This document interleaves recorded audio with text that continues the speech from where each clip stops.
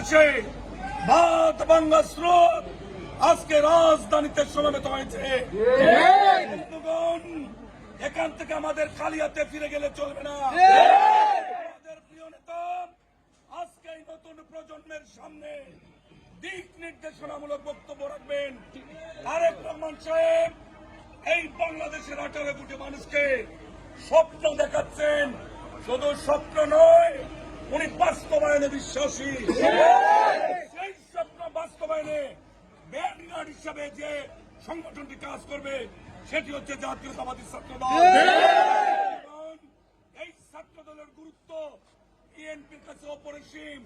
BNP ছাত্রদলের প্রত্যেকটা নেতা কর্মীকে স্নেহ করে এই কারণে আগামী দিন নেতৃত্ব তৈরির প্রথম ধাপটি হচ্ছে জাতীয়তাবাদী ছাত্রদল।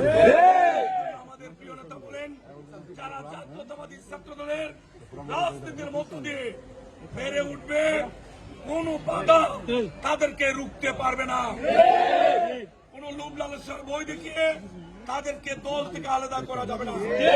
শেখ হাসিনা গত 15.5 বছর অত্যাচার করেছে, জুলুম করেছে, গুম করেছে, মানুষকে নির্বিচারে পাখির মতো হত্যা করেছে।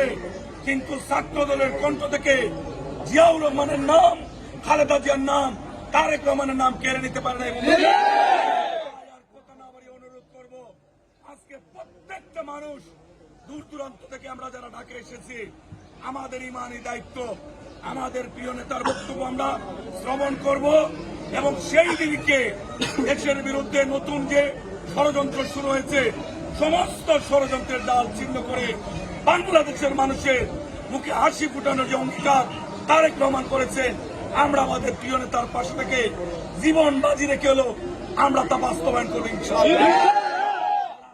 কষ্ট করে হবিগঞ্জের এই 26টা ইউনিট জাতীয়তাবাদী ছাত্রদের বিভিন্ন উপজেলা পৌরসভা, বিভিন্ন সরকারি বেসরকারি কলেজ মাদ্রাসা থেকে এসেছেন।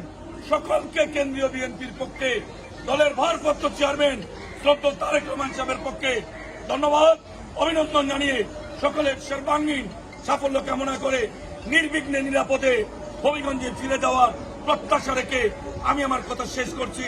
খুদা হাফেজ। বাংলাদেশ জিন্দাবাদ। শহীদ জিয়া মরক।